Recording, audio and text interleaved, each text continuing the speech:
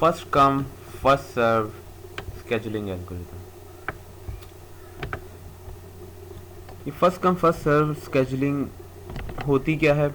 सबसे पहले तो हम बात कर रहे हैं सीपीयू स्केजुलिंग की, कि सीपीयू के अंदर कौन सी जॉब या कौन सा प्रोसेस पहले जाएगा अगर हमारे पास एक से ज़्यादा प्रोसेसेस अवेलेबल हैं। तो first come first serve scheduling ये कहती है कि जो प्रोसेस सबसे पहले आया होगा उसको सबसे पहले सीपीयू के अंदर भेज दिया जाएगा या वो सबसे पहले एग्जीक्यूट होगा। एग्जाम्पल के तौर पर बैंक्स के अंदर जो क्यूज़ लगी होती हैं, कतार बनी होती है, जो बंदा सबसे पहले आया होता है उसका बैंक में सबसे पहले काम हो जाता है, जो सेकंड नंबर पर आया होगा उसका सेकंड नंबर पर, इस तरह से वो क्यू बनती जाती है। क्यू के अंदर यही होता है, जो सबसे पहले आया था उसका सबसे पहले काम होता है। तो अभी हम एक एग्जाम्पल देखते हैं फर्स्ट कम फर्स्ट सर्व की, तो इससे हमें इंशाल्लाह मज़ीद क्लियर हो जाएगा। ये आपके सामने एग्जांपल नीचे दी हुई है, इसमें प्रोसेसेस का नाम लिखा हुआ है, स्टार्ट टाइम या अराइवल टाइम आप इसे कह लें कि ये किस टाइम पर आए हैं। स्टार्ट टाइम नहीं होना चाहिए, इसका अराइवल टाइम होना चाहिए।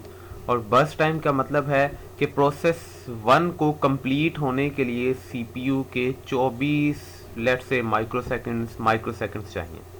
ठीक है, प्रोसेस 2 को कंप्लीट होने के लिए सीपीयू के ऊपर 3 माइक्रोसेकंड पूरे के पूरे चाहिए। प्रोसेस 3 को कंप्लीट होने के लिए 3 माइक्रोसेकंड्स चाहिए। चलें आगे चलते हैं जी।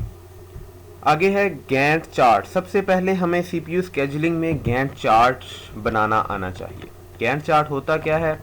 ये सिंपली एक बार चार्ट होता है जो कि प्रोजेक्ट का स्केजुल या हमारे सीपीयू का स्केजुल बता रहा होता है कि स्टार्ट टाइम होता है ज़ीरो के ऊपर कौन सा प्रोसेस चल रहा होगा। लेट से P1 चल रहा है, ठीक है। फिर यहाँ पर जी लेट से 5 पर P1 ख़त्म हो गया, फिर P2 चल रहा है। तो सिंपली इसके ऊपर सिर्फ ये लिखना है कि CPU ऑक्यूपाई किस प्रोसेस ने किस टाइम पर किया हुआ है। 0 से लेकर 5 तक फर्स्ट प्रोसेस ने ऑक्यूपाई किया हुआ है, 0 से लेकर 5 से लेकर 10 तक सेकंड प्रोसेस ने, इस तरह से आगे। ये हम आगे जब एग्जांपल करेंगे तो उससे हमें ये मज़ीद क्लियर हो जाएगा। अच्छा, अभी आते हैं वही जो एग्जांपल हमने वहाँ पर देखी थी कि उसको हम किस तरह से सॉल्व करते हैं। सबसे पहले तो हम जो भी हमने कहा था फर्स्ट कम फर्स्ट सर्व में सबसे पहले वो वाला प्रोसेस चलेगा जो सबसे पहले आया हुआ होगा। तो यहाँ पर अगर हम देखें गैंट चार्ट के अंदर हमने ये लिखना है कि पहले कौन सा प्रोसेस आएगा, सेकंड पर कौन सा, थर्ड पर कौन सा। तो हमने कहा फर्स्ट कम फर्स्ट सर्व है, सबसे पहले जो प्रोसेस आया था तो P0 सबसे पहले है, तो हम लोग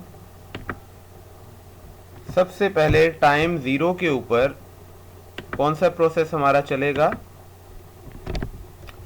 P0, ठीक है।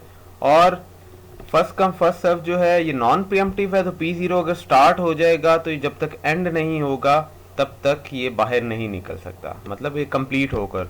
और P0 स्टार्ट हो गया शुरू पर और इसको कंप्लीट होने के लिए 24 माइक्रोसेकंड्स चाहिए, तो ये 24 जो टाइम है 24 माइक्रोसेकंड्स तक गैंट चार्ट के अंदर ये प्रोसेस चलेगा, ठीक है। इसके बाद ये प्रोसेस कंप्लीट हो गया। अब सेकंड पर कौन सा प्रोसेस आना चाहिए? हमने कहा फर्स्ट कम फर्स्ट सर्व है, तो जो दूसरे नंबर पर आएगा, दूसरे नंबर पर P1 आया है, तो हम लोग यहाँ पर क्या लिख देंगे, P1, ठीक है। और P1 को कंप्लीट होने के लिए कितने माइक्रोसेकंड्स चाहिए, 3 माइक्रोसेकंड्स।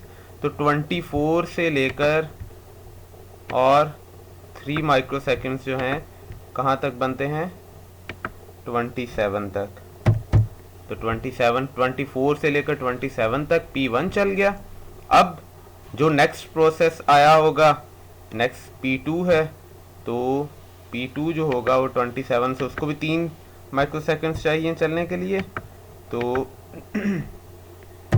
27 से लेकर 30 तक कौन सा प्रोसेस चलेगा,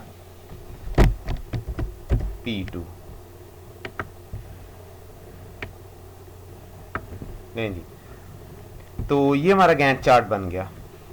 अभी गैंट चार्ट के थ्रू हमें ये पता चल गया कि कौन सा प्रोसेस कब एंड हो रहा है। देखिए सबसे पहले हमने कहा था फर्स्ट कम फर्स्ट सर्व, सबसे पहले P0 चलना था, P0 0 से लेकर 24 तक चला, फिर P1 चलना था 24 से 27 तक चला, फिर P2 चला क्योंकि नेक्स्ट वो आया था तो वो 27 से 30 तक चला। इसके बाद नेक्स्ट काम हमने करना होता है, हमने इनके फिनिश टाइम यहाँ से देखकर वो हमने लिख देने हैं। हमें नज़र आ रहा है P0 जो है वो ख़त्म हो रहा है 24 पर, तो इसका फिनिश टाइम क्या हुआ 24। P1 जो है वो फिनिश हुआ है 27 पर, तो इसका फिनिश टाइम जो है वो हुआ 27। और P2 जो है वो फिनिश हुआ है 30 पर, तो इसका फिनिश टाइम हो गया 30।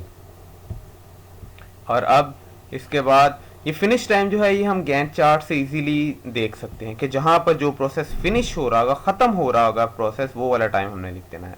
इसके बाद हमने वेटिंग टाइम लिखना होता है। वेटिंग टाइम क्या होता है, finish time minus burst time minus arrival time, simple सा। तो इसका अगर हम फिनिश टाइम देखें क्या था 24 माइनस बर्स्ट टाइम क्या था वो भी 24 माइनस स्टार्टिंग टाइम उसका, अराइवल टाइम इसका था 0, तो ये कितना आ गया हमारे पास, इसका वेटिंग टाइम 0। मतलब P0 ने कोई वेट नहीं किया, डायरेक्ट आया है, शुरू से ही स्टार्ट हो गया है, इसने CPU के लिए वेट नहीं किया, जैसे ही आया P0 फौरन स्टार्ट हो गया, इसने कोई वेट नहीं किया।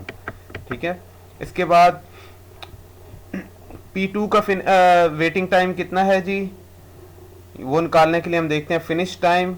फिनिश टाइम है हमारे पास इसका 27 माइनस बर्स्ट टाइम है इसका 3 माइनस अराइवल टाइम है 0, तो इसका जो वेटिंग टाइम बना वो बना 24।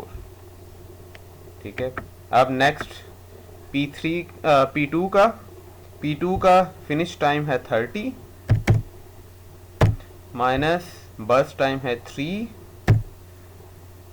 माइनस अराइवल टाइम है 0, और इसका आंसर क्या आता है जी 27। ये चीज़ हम ऊपर भी देख सकते हैं कि 0 पर ही आए थे, P0 भी, P1 भी, P2 भी, सब लोग यहाँ पर आ गए थे सारे के सारे प्रोसेसेस, लेकिन P0 फौरन का फौरन चल गया। ठीक है, और P1 जो है उसने 24 माइक्रोसेकंड वेट किया, हालांकि वो इधर पहुंच गया था 0 पर, लेकिन वो चला नहीं, उसने 24 माइक्रोसेकंड वेट किया, फिर उसके बाद वो चला।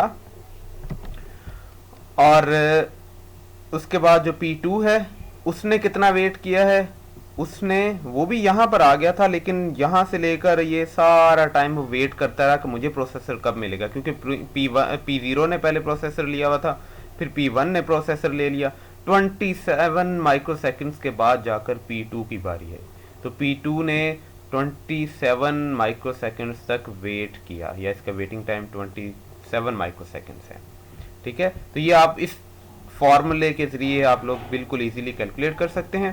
तो ये जो चीज़ें हैं ये हमने हर स्केजुलिंग एल्गोरिदम में फाइंड करनी होगी, हमें process name, arrival time, burst time दिए हुए होंगे।